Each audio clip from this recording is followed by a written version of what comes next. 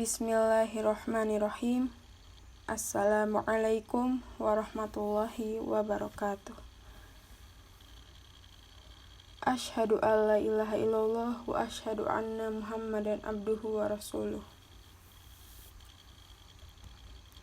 Pada kesempatan hari ini, kami dari kelompok 5 yang beranggotakan Indah Kartika Dewi, saya sendiri, Tia Orhel, Vicky Duha Mustaqimah, dan Muhammad Ikram Malikul Alim akan mempresentasikan materi tentang metode-metode pendidikan Islam. Pengertian metode pendidikan Islam. Metode berasal dari dua kata, yaitu meta yang artinya melalui dan hodos yang artinya jalan atau cara.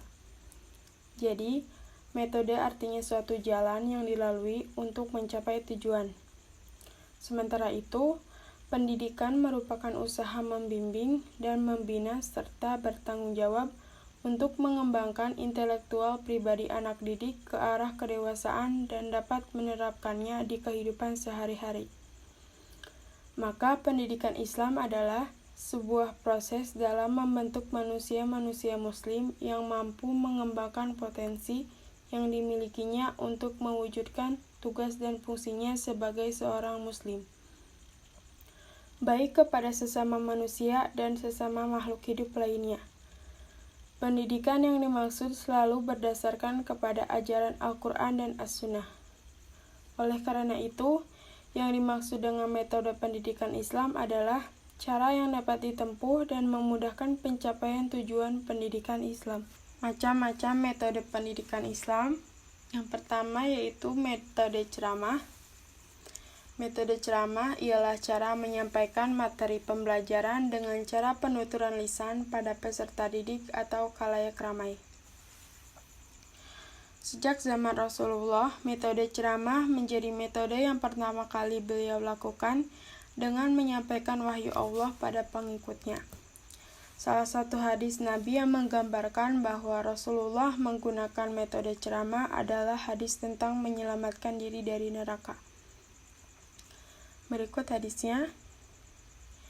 Menceritakan kepada kami Qutaibah bin Sa'id dan Zubair bin Harb berkata, menceritakan kepada kami Jarir dari Abdul Malik ibnu Umar dan Musa ibnu Thalhah dari Abu Hurairah, ia berkata, ketika diturunkan ayat ini, dan peringatkanlah para kerabatmu yang terdekat.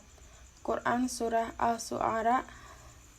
Maka Rasulullah memanggil orang-orang Quraisy. Setelah mereka berkumpul, Rasulullah berbicara secara umum dan khusus. Beliau bersabda, wahai Bani Ka'ab bin Lu'ay, selamatkanlah diri kalian dari neraka. Wahai Bani Abdi Syams, selamatkan diri kalian dari neraka. Wahai Bani Abdi Manaf, selamatkan diri kalian dari neraka. Wahai Bani Hashim, selamatkan diri kalian dari neraka. Wahai Fatimah, selamatkan diri kalian dari neraka. Karena aku tidak kuasa menolak sedikit pun siksaan Allah terhadap kalian. Aku hanya punya hubungan kekeluargaan dengan kalian yang akan aku sambung dengan sungguh-sungguh. Hadis riwayat Muslim. Dalam hadis ini menjelaskan bahwa haruslah umat manusia menyelamatkan diri mereka sendiri dari api neraka, karena Rasulullah tidak dapat menyelamatkan mereka dari siksaan neraka. Beliau hanya mampu menyambungkan ikatan kekeluargaan antara neraka tanpa dapat menyelamatkan mereka dari neraka. Melalui hadis ini dapat terlihat jelas bahwa Rasulullah sudah menggunakan metode ceramah sejak dulu. Kemudian metode yang kedua yaitu metode tanya jawab. Cara penyajian dalam bentuk pertanyaan yang harus dijawab, terutama dari guru kepada murid atau dapat juga dari murid kepada guru. Metode ini menyampaikan pesan pengajaran dengan cara mengajukan pertanyaan-pertanyaan dan peserta didik menjawab, atau sebaliknya peserta didik yang bertanya kepada pendidik. Metode tanya jawab ini sudah pernah digunakan Rasulullah untuk memberikan pengajaran. Contohnya hadis berikut ini. menceritakan kepada kami, Qutaibah bin Sa'id menceritakan kepada kami, Jarir dari Umar bin Qaqa bin Syabramah dari Abu Zur'ah dari Abu Hurairah radhiyallahu anhu meriwayatkan bahwa seorang laki-laki datang kepada Rasulullah lalu bertanya, "Ya Rasulullah, siapa yang paling berhak atau pantas mendapatkan perlakuan baikku?" Rasulullah menjawab, "Ibumu." Laki-laki itu berkata lagi, "Siapa lagi?" Rasulullah menjawab, "Kemudian ibumu." Laki-laki itu bertanya lagi, "Kemudian siapa lagi?" Rasulullah menjawab, "Ibumu." Laki-laki itu berkata lagi untuk yang keempat kalinya, "Siapa lagi?" Rasulullah menjawab, "Sesudah itu ayahmu." Hadis riwayat Al-Bukhari. Hadis tersebut menjelaskan bahwa terjadi pembelajaran tanya jawab antara Rasulullah dan seorang laki-laki. Dijelaskan bahwa seorang laki-laki bertanya pada Rasulullah, siapakah orang yang lebih berhak atau pantas mendapatkan perlakuan baiknya? Maka Rasulullah menjawab, "Ibumu," sebanyak 3 kali dan menjawab ayahmu pada pertanyaan yang keempat. Maka dapat disimpulkan bahwa ibu lebih berhak mendapatkan perlakuan baik dari seorang anak. Melalui hadis tersebut, Rasulullah telah memberikan pendidikan budi pekerti kepada sahabat dengan menggunakan metode tanya jawab. 3. Metode diskusi. Suatu cara mempelajari materi pembelajaran dengan memperdebatkan masalah yang timbul dan saling mengadu argumentasi secara rasional dan objektif. Metode ini merupakan suatu metode atau cara yang dapat digunakan dalam kelompok belajar dengan tujuan memecahkan suatu permasalahan dengan pendapat para anggota belajar.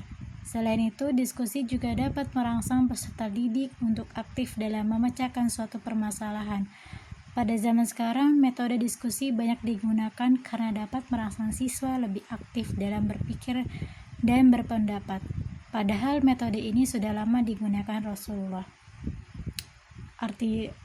Contohnya adalah hadis berikut ini. Dengan artinya, Abu Hurairah meriwayatkan bahwa Rasulullah SAW bersabda, "Tahukah kalian apa yang dimaksud dengan al-muflis, bangkrut?" Sahabat menjawab, "Al-muflis di kalangan kami adalah orang yang tidak memiliki uang dan harta benda." Rasulullah berkata, "Sesungguhnya al-muflis diantaranya umatku adalah orang yang datang pada hari kiamat membawa pahala sholat, puasa, dan zakat. Selain itu, ia juga memfitnah orang lain, menuduh orang lain, berbuat maksiat, memakan harta orang lain dengan cara tidak halal, menumpahkan darah dan memukul orang lain. Lalu, masing-masing kesalahan itu ditebus dengan kebaikan. Setelah kebaikan habis sebelum permasalahannya terselesaikan, maka dosa orang yang dizolimi itu dilemparkan kepadanya. Kemudian ia dilemparkan ke dalam neraka." Hadis riwayat Muslim. Yang keempat, metode pembiasaan. Pembiasaan dalam metode pendidikan Islam adalah seusah cara yang dilakukan untuk membiasakan anak didik berpikir, bersikap, dan bertindak sesuai dengan tuntunan agama Islam. Salah satu cara yang ampuh untuk mencapai tujuan pembelajaran adalah pembiasaan. Melalui pembiasaan, kebiasaan baik yang sering dilakukan peserta didik akan memudahkan mereka untuk mencapai tujuan dari pembelajaran. Selain itu, cara ini cukup efisien untuk menghilangkan kebiasaan buruk peserta didik dengan pembiasaan yang lebih positif.